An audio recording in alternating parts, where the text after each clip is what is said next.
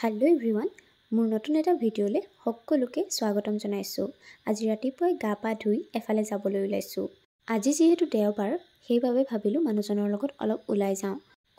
ক'ত যাওঁ কোৱাই নাই নহয়, ৰ'ব কৈ আছোঁ লাহেকৈ।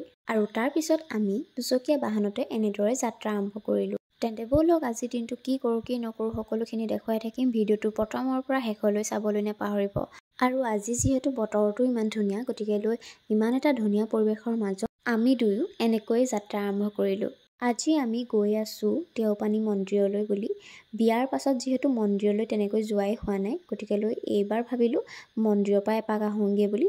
আৰু আমাৰ ঘৰৰ পৰা প্ৰায় 70 কিলোমিটাৰমান হ'ব ডিষ্টেঞ্চটো। আৰু এনেকুৱা সেউজীয়া পৰিৱেশৰ মাজেৰে আমি আৰু আমাৰ লগত গৈছিল ভাইটিৰ মানুহজনী আৰু মই আৰু মানুহজন। গতিকে এনেকৈ আমাৰ যাত্ৰাটো আৰম্ভ কৰিলোঁ। আৰু এনেদৰে অলপ দূৰ যোৱাৰ পাছতে এখন হাবি পালোঁ, যিখন হাবিৰ নাম আপোনালোকে হয়তো শুনিছে, নামবৰ হাবি।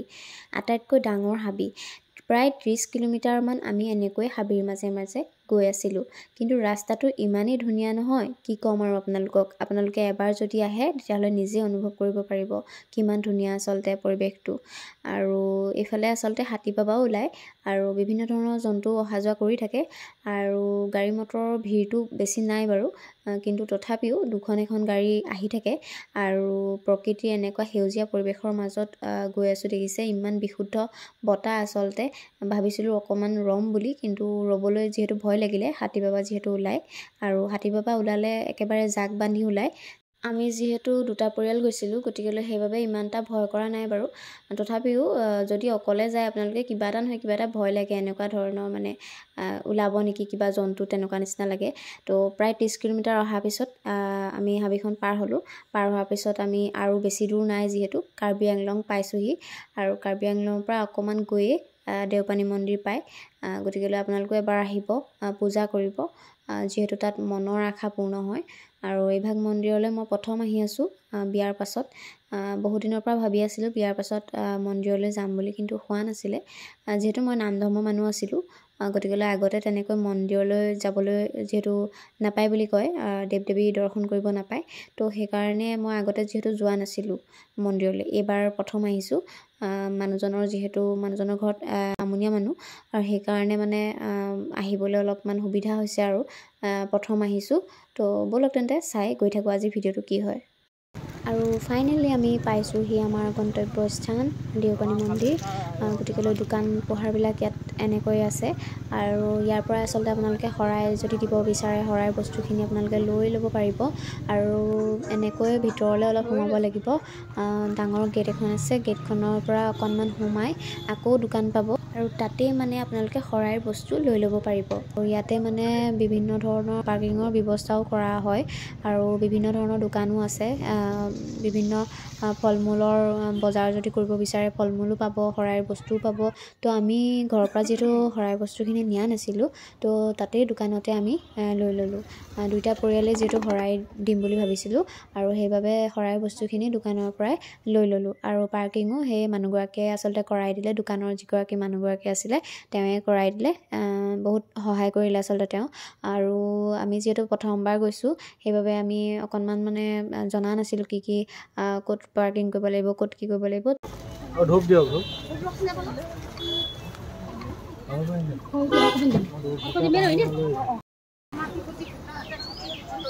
এইখন হৈছে গেটখন, মেইন গেটখন। আৰু প্ৰথমতে এনেকৈ সোমাই গৈ শৰাই বস্তুখিনি লৈ গৈ আছোঁ, দেখিছে।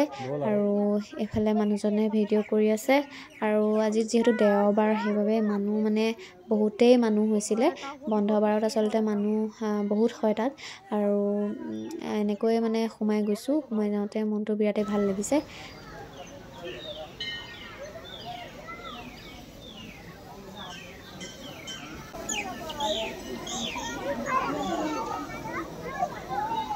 আৰু এইফালে মই গোটেই পৰিৱেশটো আচলতে দেখুৱাব বিচাৰিছোঁ আপোনালোকক।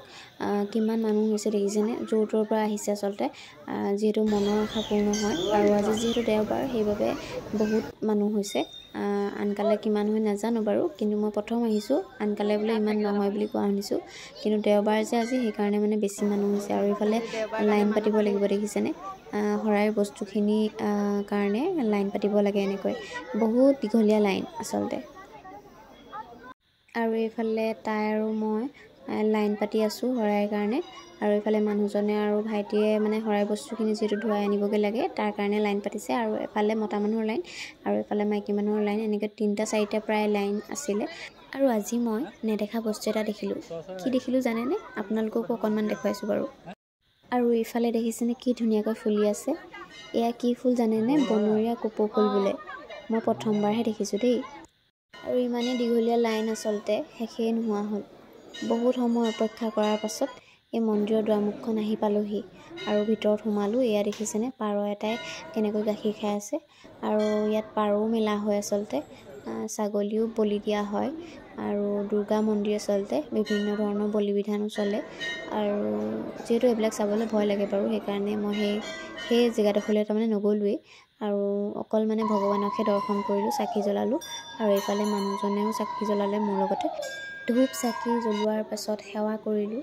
আৰু সেৱা কৰি গোটেই বছৰটো যাতে আমাৰ ভালে কুশলে যায়, বৈবাহিক জীৱন যাতে আমাৰ ধুনীয়াকৈ পাৰ হয়, তাৰ কাৰণে শক্তি দিবৰ কাৰণে দুৰ্গা মাৰ ওচৰত সেৱা কৰিলোঁ।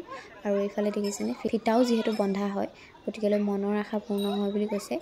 আৰু বিয়া হোৱাৰ পাছত মানে মই প্ৰথমবাৰ যিহেতু গৈছোঁ, আৰু মনত যিহেতু ঢেৰ মনোকামনা থাকে, আৰু সেইবাবে অকণমান ভাবিলোঁ ভগৱানকে। আৰু এইফালে ভাইটিয়েও বান্ধিলে, ভাইটিৰ মানুহজনীও বান্ধিলে, আমাৰ এওঁ বান্ধিলে।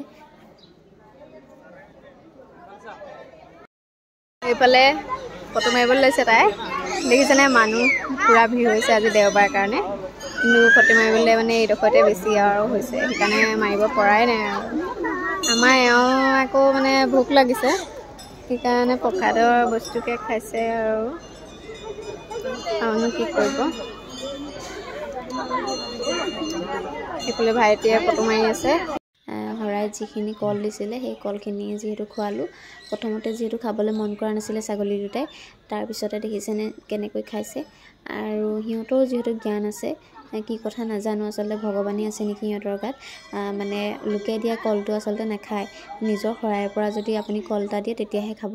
আৰু তাৰপিছতে দেখিলোঁ যে ইমানেই ধুনীয়া পুখুৰী এটা আছে পাছফালে, মন্দিৰৰ একেবাৰে পাছফালে আছে, বহুতে ধুনীয়া আচলতে। তাত কাছও আছে চাগে, কিন্তু গেটখনৰ পৰা সোমাই যাবলৈ যিহেতু নিদিয়ে, তলা বন্ধ আছিলে, তো ভিতৰলৈ আমি নগ'লোঁ। আৰু এনেকৈ ধূপ চাকি দি ফিটা চিটা বান্ধি সকলোখিনি খোৱাৰ পিছত এয়া দেখিছে একেবাৰে যাবলৈ ওলালোঁ। আৰু আজিৰ দিনটো মোৰ বাবে বহুতেই বিশেষ আছিলে, যিহেতু মানুহজনৰ লগত বিয়াৰ পাছত প্ৰথমবাৰ মন্দিৰলৈ আহিছোঁ। আৰু গোটেই পৰিৱেশটো আচলতে মই আপোনালোকক দেখুৱাইছোঁ, কিমান ধুনীয়া সুন্দৰ পৰিৱেশ। আৰু তাৰপিছতে এয়া দেখিছে বতৰটো কিমান ৰ'দ দিছে, ৰ'দৰ কাৰণে আচলতে আমাৰ অৱস্থা বেয়া হৈ গৈছিলে সেইদিনা। আৰু এইফালে আৰু তাৰপাছত আমি যাবলৈ ওলালোঁ, যিহেতু বহুতেই ৰ'দ দিছিলে, বহুতেই বেছি গৰম পৰিছিলে। আৰু সেইবাবে আমাৰ যিহেতু শৰাইৰ কাম সোনকালে শেষ হ'ল, সেইবাবে আমি যাবলৈ ওলালোঁ। এয়া দেখিছেনে গেটখন। আৰু ইমানেই গৰম আছিলে, আইচক্ৰীম নোখোৱাকৈ থাকিব নোৱাৰিলোঁ, অকণমান আইচক্ৰীম খাই ল'লোঁ। আৰু তাতে থকা দোকানবিলাকত অলপমান সোমালোঁ।